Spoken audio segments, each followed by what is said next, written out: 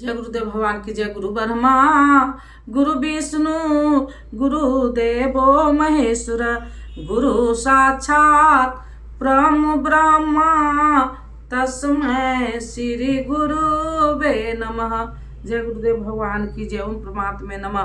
प्रथमो अध्याय का 6वां श्लोक। और पराक्रमी युद्ध के लिए अनुरूप मन की धारणा। शुभ की मस्ती। सुभद्रा पुत्र अभिमन्यु जब शुभ आधार आ जाता है तो मन भय से रहित हो जाता है।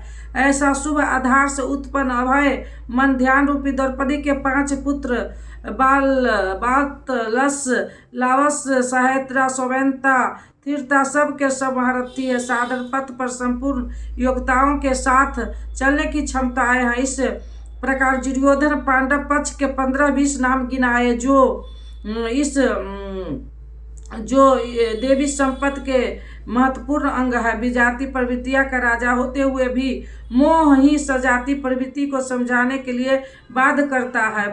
दुर्योधन अपना पक्ष संक्षेप में कहता है, यदि कोई बड़ा युद्ध होता तो अपनी फौज बढ़ा चढ़ा कर गिनाता। विकार क्रम गिनाए गए क्योंकि उन पर विजय पाना है। वे नाशवान है। केवल 5-7 विकार बताए गए जिनके अंतराल में संपूर्ण बहिमुखी प्रवृत्तियां विद्यमान है। जैसे द्रुजोतम हमारे पक्ष में जो प्रधान है इन्हें भी आप समझ ले। आपको जानने के लिए मेरी सेना के जो नायक है उनको कहता हूँ। ब्रह्म युद्ध में सेनापति के लिए तोजम संबोध समायिक है। प्रस्तुत गीता में अंतकरण की 2 प्रवृत्तियां का संघर्ष है जिसमें दैत्य का आचरण ही द्रोण है। जब तक हम लेश मात्र भी आराध्य से अलग हैं तब तक प्रकृति विद्वान है। तब है दैत्य बना है। इस दैत्य पर विजय पाने की प्रेरणा प्रथम गुरु द्रोणाचार्य से मिलती है। अधूरी शिक्षा ही पूर्ण जानकारी के लिए प्रेरणा प्रदान करती है। वह पूजा स्थली नहीं, हुआ सौर सूचक संबोधन होना चाहिए। विजाति प्रवृत्ति के नायक कौन कौन है? एक तो स्वयं आप दैत्य का आचरण द्रोणाचार्य है। ब्रह्म रूपी पितामह भीष्म है। ब्रह्म इन विकारों का उद्यम है, अंत तक जीवित रहता है इसलिए पितामह है। समूची सेना मर गई, यह जीवित था। शरण शैया पर अचेत था फिर भी जीवित था, यह है भ्रम रूपी भीष्म। भ्रम अंत तक रहता है। इसी प्रकार विजाति पर कर्म रूपी कर्म तथा साम्राज्य विजयी कृपाचार्य है। साधारण अवस्था में साधक द्वारा कृपा का चरण ही कृपाचार्य है। भगवान कृपा धाम है और प्राप्ति के पश्चात सत्य का भी वह स्वरूप है। किंतु साधन काल में जब तक हम अलग हैं परमात्मा अलग है। विजातीय प्रवृत्ति जीवित है, मोह रूपी घिराव है। ऐसी परिस्थिति में साधक यदि कृपा का आचरण करता है तो वह नष्ट हो जाता है। सीता ने दया की तो कुछ काल लंका में प्रायश्चित करना पड़ा। विश्वामित्र दया हुए तो पतित होना पड़ा। योग सूत्र महर्षि पतंजलि भी यही कहते हैं व्याथ न काल में सिद्धियां प्रकट होती है। वे वास्तव में सिद्धियां है किंतु केवल प्राप्ति के लिए उतनी ही बड़ी विघ्न है जितने काम क्रोध लोभ मोह इत्यादि। गोस्वामी तुलसीदास का भी यही निर्णय है।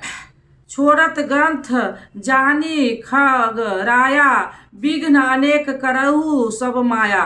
रिद्धि सिद्धि पेरई बहु भाई बुद्धि ही लोभ दिखावही आई। माया अनेक विघ्न करती है, सिद्धियां प्रदान कर देती है, यहाँ तक कि सिद्ध बना देती है। ऐसे अवस्था वाले साधक बगल से निकल भर जाए, मरण सेजी पर हो रोगी, मरण आसन पर रोगी भी उठेगा वह भले ठीक है हो जाए किंतु साधक उससे अपनी देन मान बैठे तो नष्ट हो जाएगा। फिर एक रोगी के स्थान पर हजारों रोगी घेर लेंगे।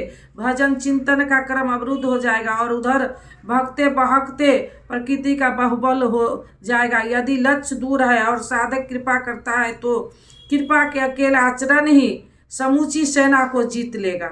इसलिए साधक को पूर्ति पर्यंत इससे सतर्क रहना चाहिए। दया का बिनु संत कसाई, दया करी तो आफत आई। लेकिन अधूरी अवस्था में यह विजय जाति या प्रवृत्ति का दुर्जय योद्धा है। इसी प्रकार आसक्ति रूपी अश्वत्थामा सृष्टि में कहीं भी वस्तुओं में लगा हुई आसक्ति है। दैत्य का आचरण द्रोणाचार्य है। दैत्य ही आसक्ति का जन्मदाता है। शस्त्र हाथ में रहते आचार्य द्रोण की मृत्यु नहीं हो सकती थी, वह अजय थे। भगवान श्री कृष्ण ने कहा, कौरव पक्ष में एक हाथी का नाम अश्वत्थामा है। भीम उस हाथी को मारकर अश्वत्थामा मारा गया ऐसा उद्घोष करे तो इस अप्रिय सूचना से आचार्य महास हो शिथिल पड़ जाएंगे। उसी समय उनका अंत कर दिया जाए। भीम ने हाथी को मार डाला, प्रचार किया कि अश्वत्थामा मारा गया। आचार्य द्रोण ने समझा कि उनकी पुत्र अश्वत्थामा मारा गया, वे शिथिल पड़ गए। धनुष हाथ से गिर गया, वह हताश निश्चेत हो गए, युद्ध भूमि में बैठ गए, उनका गला कट गया। पुत्र में अत्यधिक आसक्ति उनकी मृत्यु का कारण बनी।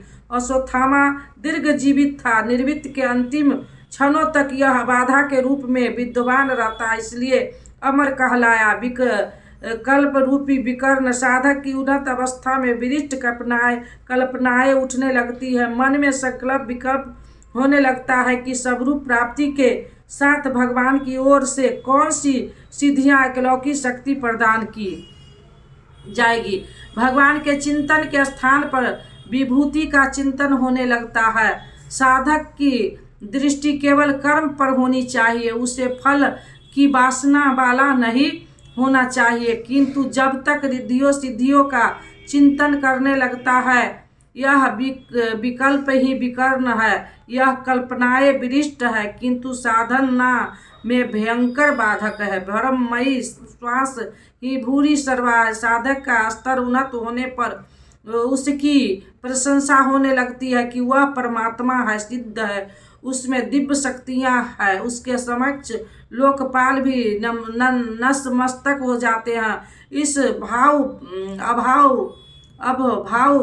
प्रशंसित से साधक प्रसन्न होने लगते हैं, गदगद होकर बहकने लगे। यह भ्रमयी श्वास ही भूरी सर्वा है। पूज गुरु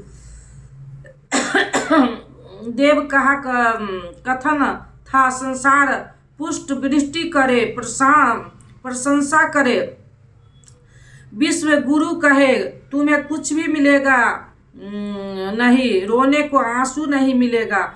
यदि भगवान तुम्हें साधु कह दे तो सब कुछ पा जाओगे। दुनिया कहे चाहे कभी न कहे, फिर भी तुम सर्वत्र प्राप्त कर लोगे। इस प्रकार संसारिक प्रशंसा में बह जाना ब्रह्ममयी श्वास है, यही बुरी सर्वा है। प्रशंसा बुरी बुरी है, अत्यधिक रंजित है। इससे साधना में श्राव घटाव क्षय होने लगता है। स्तुति भ्रम सही श्वास भूरी सर्वा है। संयम का स्तर उन्नत होने पर आई हुई विकृतियों के ये नाम है ब्रह्म प्रवृत्ति अंग उपंग। और वह भी बहुत से शूरवीर अनेकों शस्त्रों से युक्त